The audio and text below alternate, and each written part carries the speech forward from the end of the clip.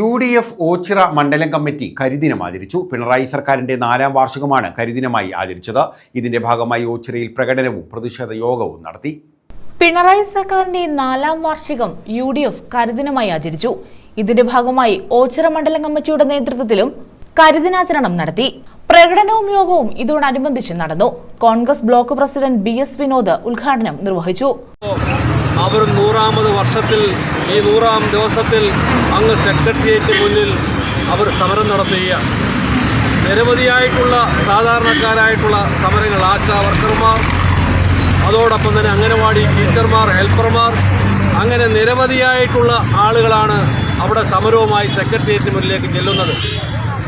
ഇവിടെ ഏറ്റവും പാവപ്പെട്ട കെട്ടിട നിർമ്മാണ തൊഴിലാളി പെൻഷൻ നൽകിയിട്ട് 15 മാസമാകുന്നു. അതോടൊപ്പം തന്നെ കർഷക തൊഴിലാളി പെൻഷൻ്റെ ആനുകൂല്യങ്ങൾ കൊടുത്തിട്ട് 7 വർഷം കഴിയുന്നു.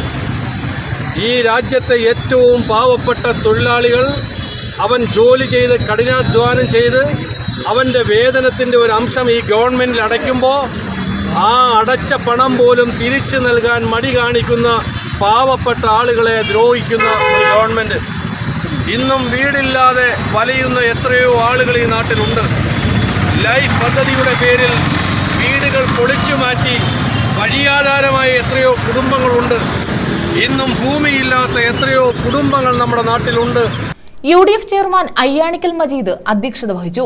ഹാഷിർ, അൻസാർ മലബാർ, ഓച്ചിറ താഹ, B സെവന്തികുമാരി, കയ്യാലത്തറ ഹരിദാസ്, അമ്പാട്ട് അശോകൻ, ബിജു വിളയിൽ, സത്താർ ആശാന്റയത്ത്, വിഷ്ണു കല്ലൂർ, സതീഷ് പള്ളിയമ്പലി തുടങ്ങിയവർ പങ്കെടുത്തു. News bureau, Ochira.